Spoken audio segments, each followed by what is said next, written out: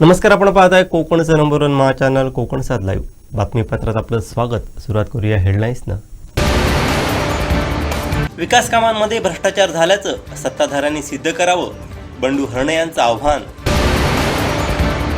ब्राझीलच्या धर्तीवर प्रक्रिया उद्योगांना चालना मिळणार, दीपक केसरकर यांचं विधान.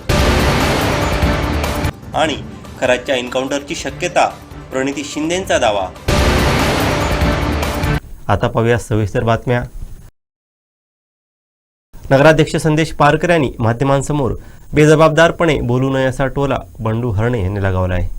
दिनांक 13 एप्रिल रोजी नगरपंचायतची विशेष सभा घेण्यात आली आणि ह्या सभेचं एकमेव उद्दिष्ट होतं की जी एकूण 21 टेंडरांना मंजुरी देणं गरजेचं होतं, पण विशेष करून त्या विषय पत्रिकेवरच ती रद्द कशी करण्याच्या बाबतीतला विषय पत्रिकेवर ठराव ठेवण्यात आला.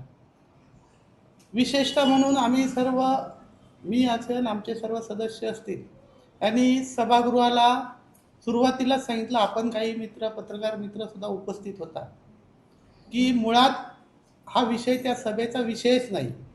कारण कुठच्याही टेंडर मंजुरीला आर्टिकल 93 खाली विशेषतः विशेष समिती जी नगराध्यक्ष आणि मुख्याधिकारी यांच्या विशेष समितीने मंजुरी द्यायची असते, जे इस्टिमेट रेट असेल किंवा त्यापेक्षा कमी असेल, आणि निविदा दरापेक्षा म्हणजे इस्टिमेटपेक्षा अभाव असतील, म्हणजे अंदाजपत्रकापेक्षा जास्त दर असतील, तर स्थायी समितीमध्ये ठेवायचा विषय आहे मंजुरीला.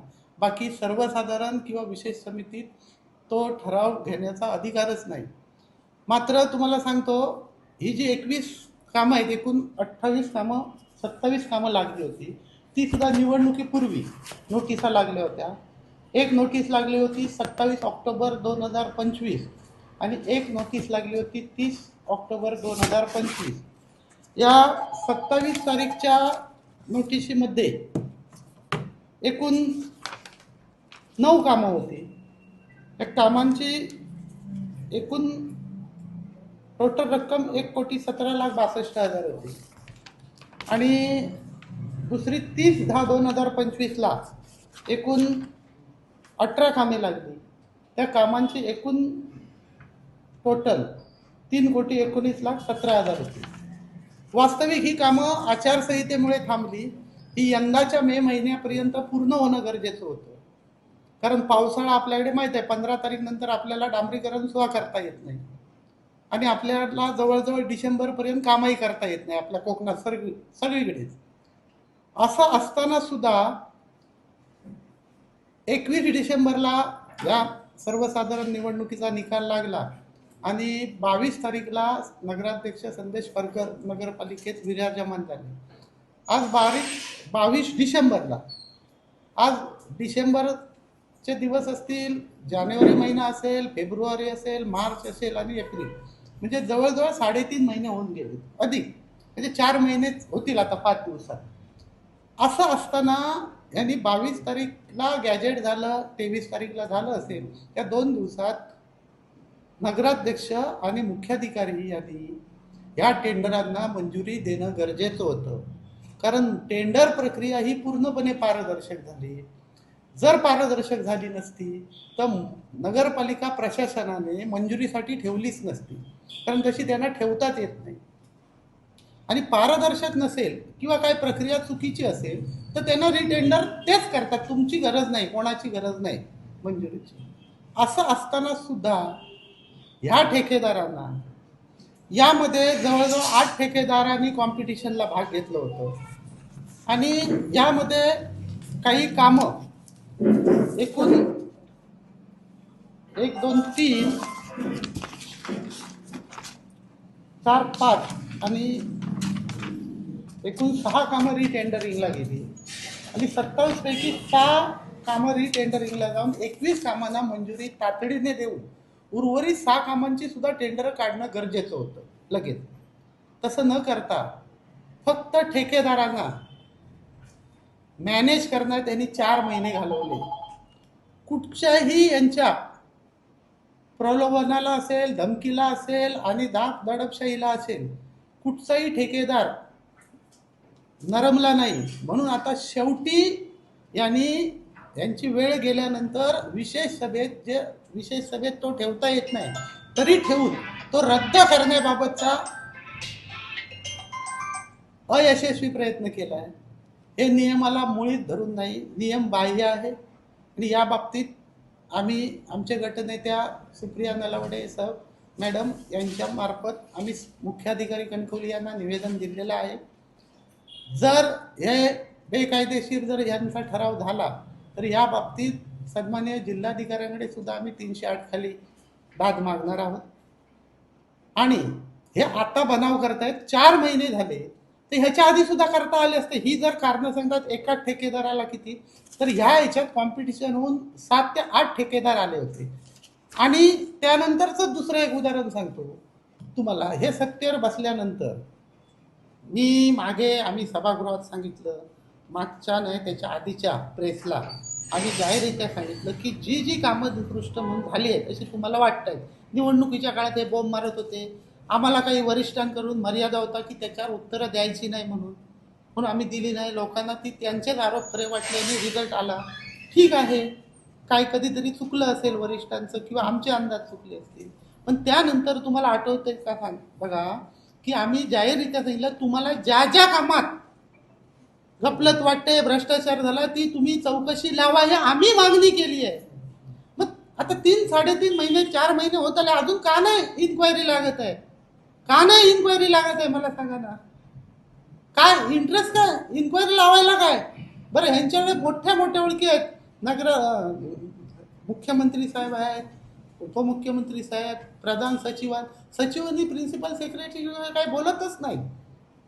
बरोबर, लावाव्यात, बिंदास लावाव्यात. आणि जो कोण दोषी असेल, मग आम्ही असो, प्रशासन असेल किंवा नसेल, एकदा क्लिअर होऊन देत ना लोकांसमोर. तुम्ही आरोप केले, आम्ही नाही सांगणार आम्ही चांगली कामं केली. आम्ही चांगली कामं आमच्या कारकिर्दीत झालेली जी आहेत ती रस्त्यावर आहेत, दिसत आहेत. रिंग रोडची कामं बघा, वेगवेगळ्या रोडमध्ये बघा, गटर्स बघा, लाईन लेवल, कॉन्क्रिटिंग क्वालिटी बघा, ब्रिज बघा, तुम्ही कुठचीही कामं काढून बघा क्वालिटीच्या बाबतीत, ती तुमच्या समोर आहेत ना, तुमच्या समोर, जनतेच्या समोर आहे. यांना आम्ही काय सर्टिफिकेट द्यायचं? लोक देतील. आणि जर निकृष्ट झाली तर त्याच्यासाठी सिस्टम आहे ना, त्यासाठी त्यांनी रितसर तक्रार केली पाहिजे. ती टीम इन्स्पेक्शन होईल आणि त्याच्यातून काय खरं काय खोटं निघेल ना, आणि होईल कारवाई जर कोण दोषी असेल तर. तुम्ही कशाला घाबरताय चौकशीला? लावा. मी परत सांगतो, तुम्हाला ज्या कामांची वाटताय ती लावा. थांबलात कशाला वाट बघताय? खराचे धागेदोरे बड्या नेत्यांपर्यंत असल्यामुळे एन्काउंटरची शक्यता असल्याचं वक्तव्य प्रणिती शिंदेनी केलंय. पाहूयात. दिवस खूप महत्त्वाचा आपल्या सगळ्यांसाठी. आणि बाबासाहेबांचे विचार ते आपल्या आयुष्यात हे जन्मालापासून ते शेवटपर्यंत असायला पाहिजे. ते केवळ जयंतीपुरती नाही. हा संदेश बाबासाहेबांनी दिलेला. आज खरं तर बाबासाहेबांची जास्तच आठवण येते आणि त्यांचे विचार आज जास्त लागू आहेत. कारण का आज कुठेतरी या देशाला, च्या लोकशाहीला खूप मोठा खतरा निर्माण झाला आहे. संविधानाला खूप मोठा खतरा निर्माण झाला आहे. संविधान बदलण्याच्या गोष्टी हे सत्ताधारी भाजपकडून होत आहेत. बाबासाहेबांना न मानणाऱ्या गोष्टी ह्या ठिकाणी सत्ताधाऱ्यांकडून होत आहेत. लोकशाहीचा अंत कुठेतरी होताना दिसत आहे. आणि मला असं वाटतं हीच ती वेळ आहे की आपल्याला त्यावेळेस स्वातंत्र्य लढाईमध्ये लढायचा चान्स आपल्याला कोणालाच भेटला नाही, पण ही ती दुसरी लढाई आहे जी आपल्याला लढायची आहे. आणि आत्ताच संघर्ष करणं, आत्ताच संघटित होणं हे गरजेचं आहे. जात पात धर्म सगळं बाजूला ठेवून ह्या लोकशाही टिकवण्यासाठी, संविधान टिकवण्यासाठी मला असं वाटतं आता काळाची गरज आहे. आणि तीच खरी श्रद्धांजली आहे, तेच खरं जयंती साजरं करणं मला असं वाटतं होईल. दर दिवशी रोज मला असं वाटतं उठल्यावर बाबासाहेबांचे विचार आणि संविधान जपण्याचा जे वचन आहे ते आपलं घेणं महत्त्वाचं आहे. उद्याच 3 दिवसाचं संसदीय सत्र आहे महिला आरक्षणावर, पण महिला आरक्षण हे 23मध्येच काँग्रेस पक्षाने सपोर्ट देऊन पारित केलेलं. त्याच्या आधी 73 आणि 74व्या अमेंडमेंटनुसार आपण पंचायत आणि महानगरपालिका आणि नगरपालिकामध्ये महिला आरक्षण 50% आणलं. आणि 2023मध्ये जेव्हा ह्या लोकांनी अमेंडमेंट आणली की 50% महिला आरक्षण हे पार्लमेंटमध्ये आणि विधानसभेत झालं पाहिजे, तर आज 30 महिने झाले. 30 महिन्यानंतर त्यांना जाग आली आणि आता नेमकं इलेक्शन असताना त्यांनी ही घोषणा केली. तर हे महिला आरक्षणाचं अमेंडमेंट ऑलरेडी पारित झाली आहे. हे त्यांना डिलिमिटेशन त्या ठिकाणी आणायचं आहे, सेन्सेस त्या ठिकाणी आणायचं आहे. आणि हे किती असंविधानिक आहे, कारण का डिलिमिटेशन होण्याच्या आधी सेन्सेस होणं गरजेचं आहे. म्हणून एकंदरीत हे ज्वलंत उदाहरण आहे किती असंविधानिक हे काम करतात. आणि ऑपोजिशनला न घेता खरं तर हे अशी बिलं पारित होण्याच्या आधी पूर्ण देशभरात एक चर्चा झाली पाहिजे, पण चर्चा होत नाही आहे. मोदीजी एकच ओपॅड घेत आहेत, संमेलन एकतर्फी सगळं चाललंय. एकतर्फी जेव्हा होते तेव्हा लोकतंत्र नसतं. जेव्हा संवाद होतो त्यालाच लोकतंत्र म्हणत असतात. संवादात जी ताकद आहे, जी आपल्याला बाबासाहेबांनी संविधानाच्या माध्यमातून दिली की लोकांमध्ये चर्चा, लोकांमध्ये संवाद झाला पाहिजे, ते पूर्ण नष्ट करून, ती प्रथा परंपरा नष्ट करून अलीकडे आपल्याला दिसतंय की मोदीजी फक्त एकतर्फी चाललंय. आणि हेच लोकशाही समाप्तीचं कुठेतरी संकेत आहेत का काय.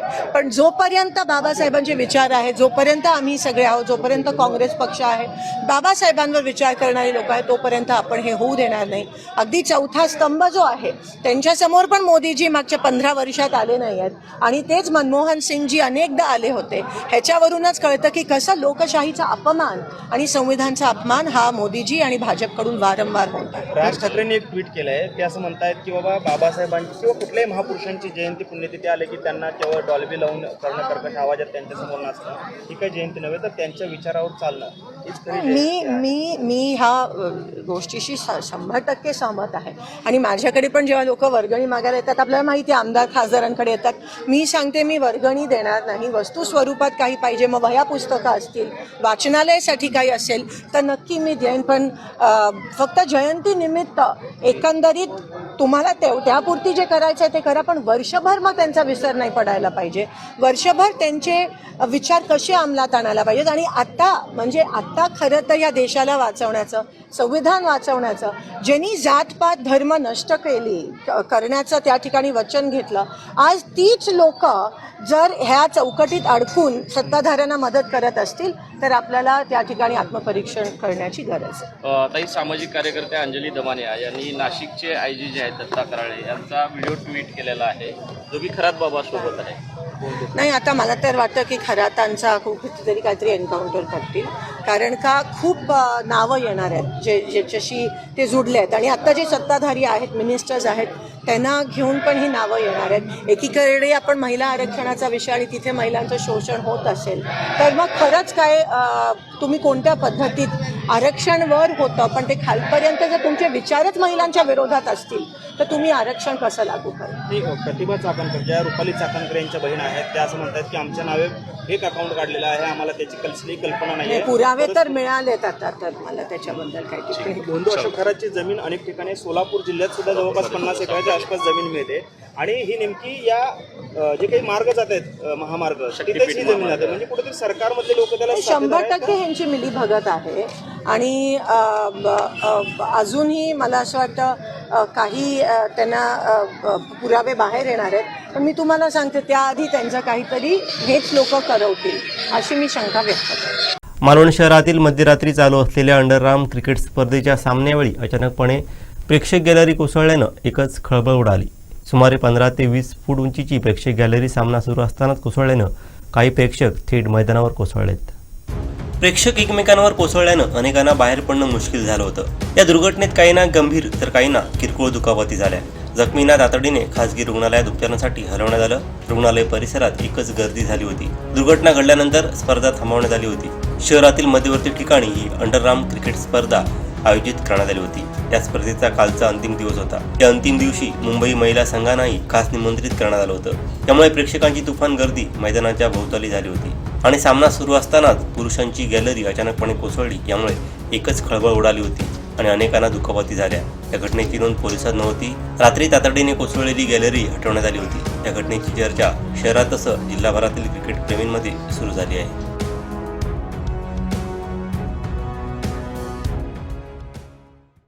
मुंबई चैत्यभूमी इथं खासदार नारायण राणेंसह मंत्री नितेश राणेंनी बाबासाहेबांना अभिवादन केलं. पाहूयात.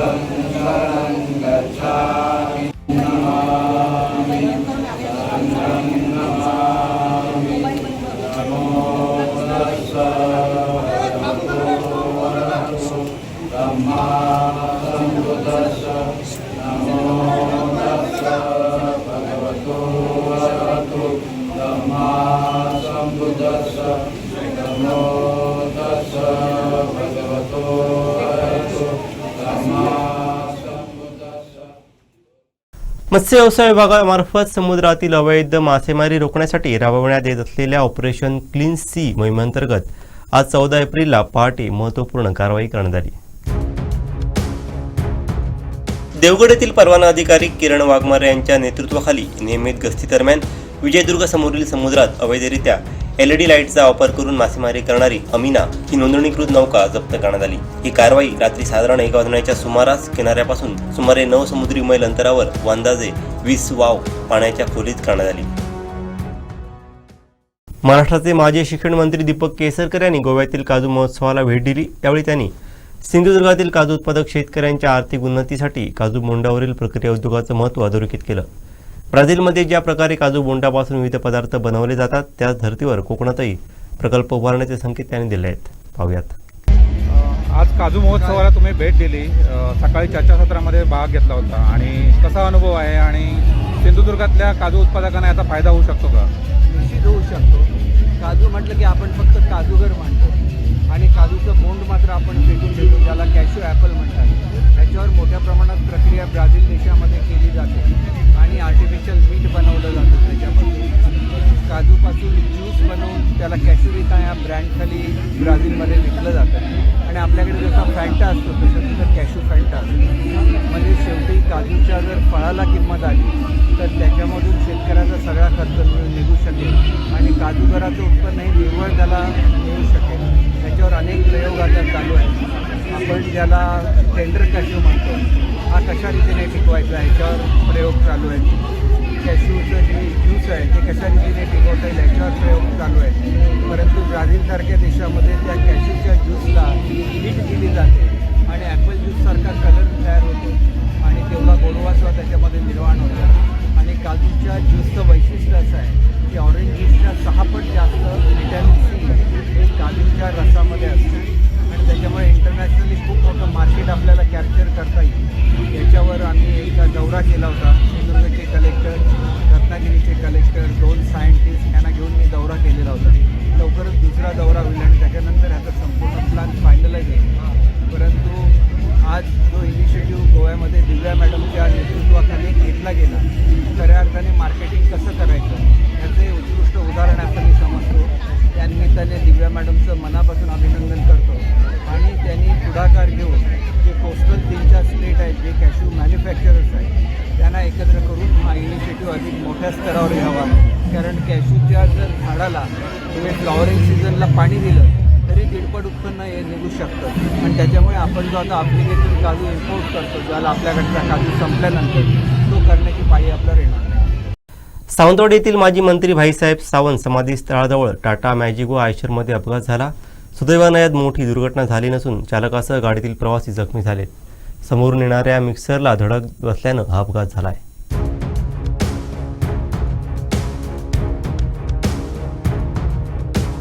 दशावतार नाट्यप्रयोगासाठी टाटा मॅजिक गाडीतून हे कलाकार जात असताना माझगाव येथील भाईसाहेब सावंत समाधीस्थळी हा अपघात झाला. यात चालक जखमी झाला असून दशावतार कलाकारांना किरकोळ दुखापत झाली आहे. समोरून येणाऱ्या आयशरला धडक बसल्यानं हा अपघात झाला असून जखमींना उपजिल्हा रुग्णालयात हलवण्यात आला आहे. घटनास्थळी पोलीस दाखल झाले होते. यावेळी बघ्यांनी मोठी गर्दी केली होती. महामानव डॉक्टर बाबासाहेब आंबेडकर जयंतीनिमित्त शहरातून भव्य मिरवणूक काढण्यात आली. डॉक्टर बाबासाहेब आंबेडकर यांच्या 135व्या जयंती उत्सव सोहळ्यानिमित्त शहरात मोटर रॅली काढून जयंती उत्साहात साजरी करण्यात आली. पाहूयात.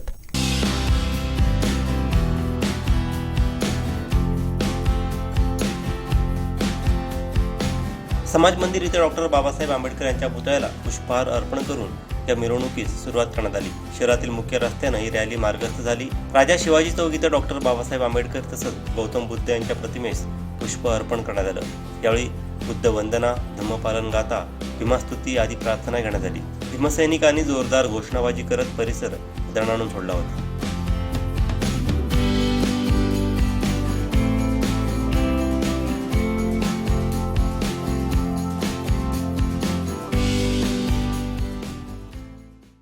जिल्ह्यात उष्णतेची लाट असून मागील 2 दिवस 35 ते 39 अंश सेल्सिअस तापमान सिंधुदुर्गात पाहायला मिळत आहे. पाहूयात.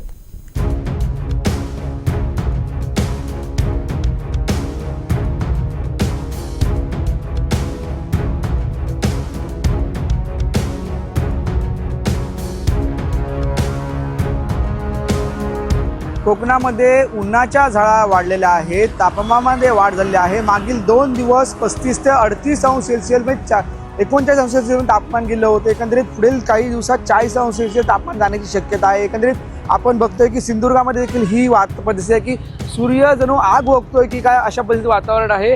कणकवलीमध्ये आपण बघितलं तर कणकवलीमध्ये सध्या प्रत्येक जण बघतोय की थंड पेय पिण्याची पसंती देतो आहे. तसेच येणारे जाणारे प्रवासी आहेत ते टोपी घालून किंवा स्कार्फ बांधून प्रवास करत आहेत. काही जण रिक्षेने जाणे पसंत करत आहेत. एकंदरीत जी परिस्थिती पाहिली की आपण या उन्हाच्या झळा सगळ्यांनाच बसताना दिसत आहेत. ऊन ज्या पद्धतीने आपण पाहिलं की सिंधुदुर्गामध्ये सध्या ऊन मोठ्या प्रमाणात पडल्यामुळे ज्या उन्हाच्या झळा नागरिकांनी सतर्क राहण्याची गरज आहे. सुती कपडे तसेच वेळ जर गरज असेल तरच बाहेर पडावे असे देखील सांगण्यात येतं. तर एकंदरीत आज पाहतो की आज सध्या आता वाजलेत 11 वाजले आणि तरी 39 अंश सेल्सिअस तापमानाची नोंद एकंदरीत आपण बघितलं तर 38-39 होते आणि त्यानंतर 12 वाजले की आणि देखील वाढू शकते. त्यामुळे 40 अंश डिग्री सेल्सिअस तापमान जाऊ शकतं. उन्हाच्या झळा बघतोय आपण ह्या जोरात बसत आहेत. प्रत्येकजण घाम येतोय, त्यामुळे टोपी घालणे, स्कार्फ बांधणे, हेल्मेट घालून प्रवास करणे, काही जण आपले रिक्षेने जाणे किंवा 4 चाकीने पसंती करतात. पण सर्वसाधारण माणूस आहे ते जातात. छत्री देखील वापरत आहेत बऱ्याच ठिकाणी आणि त्यामुळे उन्हाच्या झळा वाढल्याने नागरिकांनी सतर्क राहण्याची गरज एकंदरीत भासत आहे. कॅमेरामॅन साहिल बागवेसह उमेश टुडे, कोकण सात लाईव्ह, कणकवली. नमस्कार, आपण पाहत आहे कोकणचं नंबर 1 महा चॅनल कोकण सात लाईव्ह. बातमीपत्रात आपलं स्वागत. सुरुवात करूया हेडलाईन्सनं. विकास कामांमध्ये भ्रष्टाचार झाल्याचं सत्ताधाऱ्यांनी सिद्ध करावं, बंडू हरणे यांचं आव्हान. ब्राझीलच्या धर्तीवर प्रक्रिया उद्योगांना चालना मिळणार, दीपक केसरकर यांचं विधान. आणि खराच्या एन्काउंटरची शक्यता, प्रणिती शिंदेंचा दावा. आता पाहूया सविस्तर बातम्या.